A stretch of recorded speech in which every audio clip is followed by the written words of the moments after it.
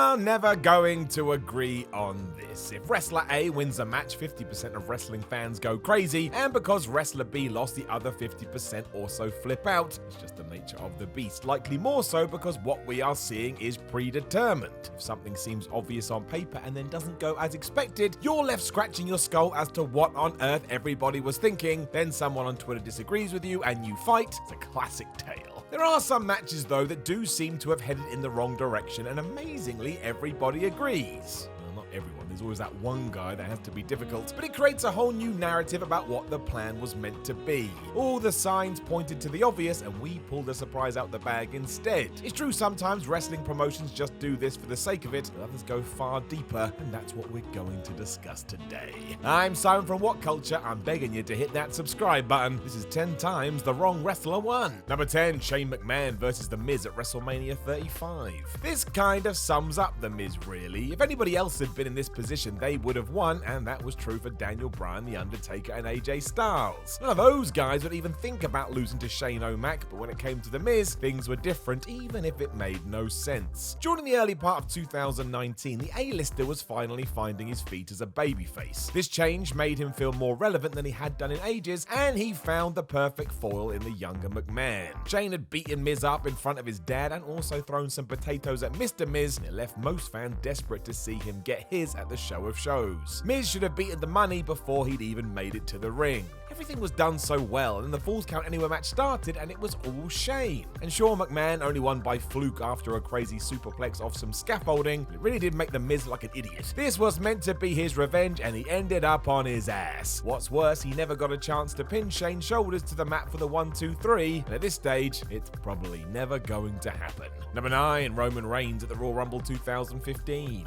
While the big dog didn't technically go over anyone at the Rumble, the fans had a clear plan in their head about what they wanted, and it wasn't Roman Reigns. After 8 months of inaction, Daniel Bryan had finally returned to the ring and told us he was entering the 30-man match. That elated the WWE universe because it's what we all wanted, and what we got instead just made everybody really sad. Bryan was in the Rumble early on before he was swiftly eliminated by Bray Wyatt. The Philadelphia crowd was pissed off and made sure everybody knew it. They booed, jeered, and shouted, and basically refused to stop. Went on for the entire thing. The only time it changed was when Reigns entered, because then the noise got even louder. In short, the crowd had realized what was about to happen. Bryan had been denied a win here so that Reigns could be crowned in his place, and that's not what they wanted, the irony being that a year prior it was Batista in this position, as the audience hoped Roman would surprise us all. What a difference 12 months can make. It also meant the dream match between Brock Lesnar and Daniel Bryan was off the table. When you look back now, WWE likely could have saved themselves a lot of bother if they had just switch this all around. Number 8, Jerry Lynn versus Nigel McGuinness at SUPERCARD of Honor 4. We don't talk about this enough, but way back in the day, Nigel McGuinness, he now of WWE commentary fame, held on to the ROH title for 545 days, and yes, you heard that right. He made his way through 39 successful defenses and nothing could stop him.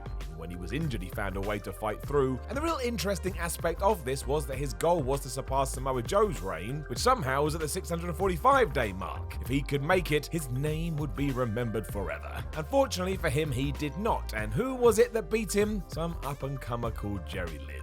Obviously, I am being sarcastic, and while today we know Lynn is one of the best workers of his generation, having him be the man to stop Nigel just felt like the company taking a step back. What they should have been doing was making a new star who would have benefited hugely from causing an upset. It didn't even help Jerry at all, as after 71 days there was another shift to Austin Aries. In the aftermath, McGuinness also left to try his hand with TNA, and it was just a shame all around. If Ring of Honor had just gone straight to Aries, this would have been far better, and even then they had a wild card in their back pocket. A newbie called Tyler Black was on their roster, and if you don't know, he would go on to become somebody called Seth Rollins, whoever that is. Number 9, Shinsuke Nakamura versus Goto at Destruction 2015. Goto should have won this match, it's as simple as that. In 2008, he had returned from an absence to win the G1 Climax on his first attempt, and the fans loved him. He was whooping ass with no regard for himself or his opponent, and it seemed like he was on track to become one of the top guys in New Japan. As it Turns out here we are in 2019, and he has still never won the IWGP title, but whatever, what you gonna do, brother? In 2015, however, there was a moment where all of this could have changed. Beating Shinsuke Nakamura for the Intercontinental Championship seemed to open a new door, especially when Goto made it clear his plan was to hold on to it until he also became the heavyweight title holder too, an idea that was cemented when he beat the current champ Kazuchika Okada during that year's G1. When that was done though, this all fell apart. Goto once again feuded with Nakamura and oddly dropped the IC belt back to him at the Destruction pay-per-view. It didn't help him, but it didn't help Nakamura because it meant neither man moved up the card, which is where they needed to go. It also meant we never got to see Shinsuke versus Okada at the time, and that blew. Number 6, Bobby Roode versus James Storm at Lockdown 2012. After just 1 week as TNA World Heavyweight Champion, James Storm was betrayed and bottled by best bud Bobby Roode in a major heel turn. Roode went on to dominate the heavyweight title scene, keeping hold of the title no matter the cost, while Storm would gradually bounce back from his loss by beating Kurt Angle or challenging Roode to a rematch at Lockdown in Nashville, which just so happened to also be James's home state. All of this seems so obvious. Storm winning here would have been the perfect story arc and given the fans a proper feel-good moment. And yet after 20 minutes of high intensity and bloody action, TNA decided to do this finish. The Cowboy super kicked Bobby out of the cage they were warring in, which meant he lost. Oh boy. It annoyed the live crowd and made Storm look like an idiot. Roode would go on to smash every feud that he was put in, but it left James in the mid-card and he never even got close to winning the world title again. His character had been so popular before all of this, but following Lockdown, I think many assumed Storm was never going to get back near the gold, so we all took a step back. It should have been a moment we were still talking about today, and while that's kind of true, for the wrong reasons. Number 5, CM Punk versus The Undertaker at Hell in a Cell 2009. CM Punk skyrocketed in 2009 when he started to feud with Jeff Hardy. Acting all holier than thou, especially because Hardy was the classic free spirit, fans hated how arrogant Punk was, and it saw him become the #1 heel on SmackDown. Once he was done with Jeff and had the World Heavyweight title around his waist, he needed something new, and that came in the form of The Undertaker. Now this program was not bad, but the issue was that Punk wasn't allowed to come across as if he was even in the dead man's league, let alone going to be able to beat him. Their encounters were short one-sided affairs that culminated at Hell in a Cell 2009, where Taker destroyed Punk, took his belt, and set him back to where he came. Don't forget it would be another 2 years before we got back to this spot. If there had been some foresight, this would have been an awesome time to introduce the Straight Edge Society, helping Punk win the match, and that's just fantasy booking now. And to be fair, Undertaker's run with the gold was pretty good. It's about what we could have had and what we didn't get. Number 4, Kazuchika Okada versus Tetsuya Naito at Wrestle Kingdom 12. Naito's run from 2015 to 2017 in New Japan was great. Initially hated before becoming a man of the people, he became the most popular act there was in the company, and his win at the G1 Climax in 2017 was met with absolute joy. It's what the fans wanted. It also set up a perfect rematch.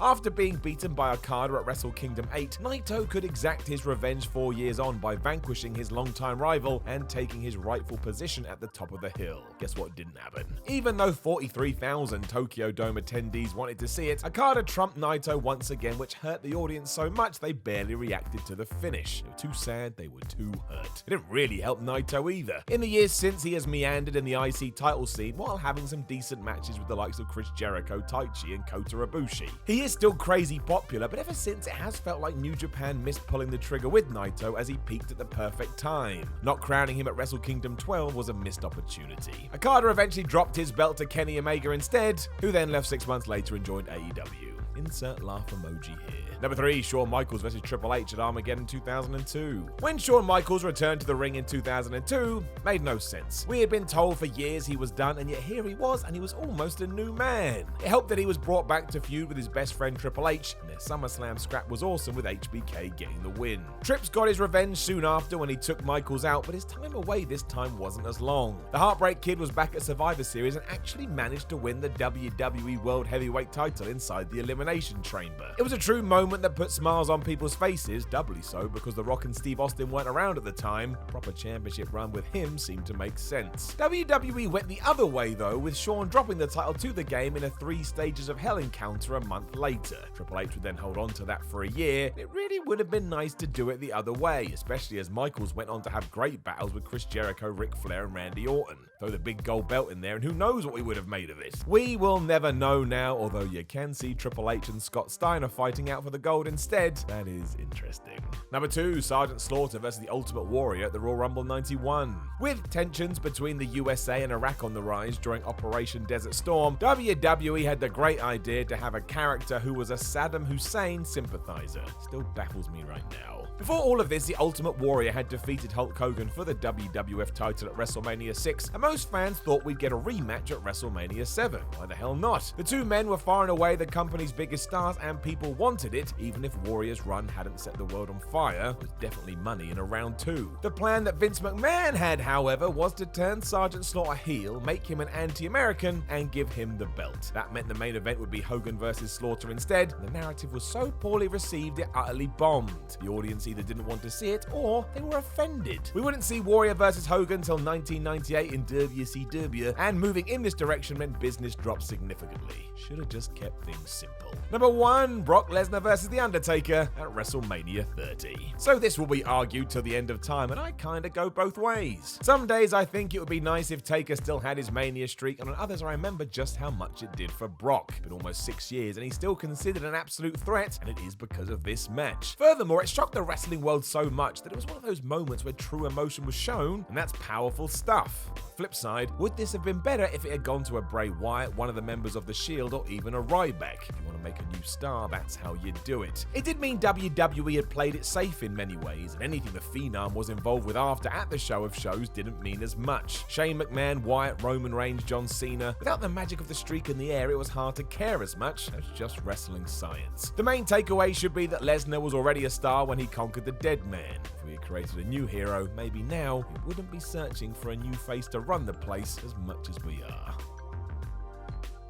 Know of any other times the wrong wrestler won? Let us know in the comments below, and don't forget to like, share, and subscribe. Then head over to whatculture.com and read yourself some articles. Follow What Culture on Twitter, WhatCultureWWE, and watch more videos here on What Culture Wrestling. My name is Siren from What Culture. I just want you to know that I love you all, and I will talk to you when I talk to you.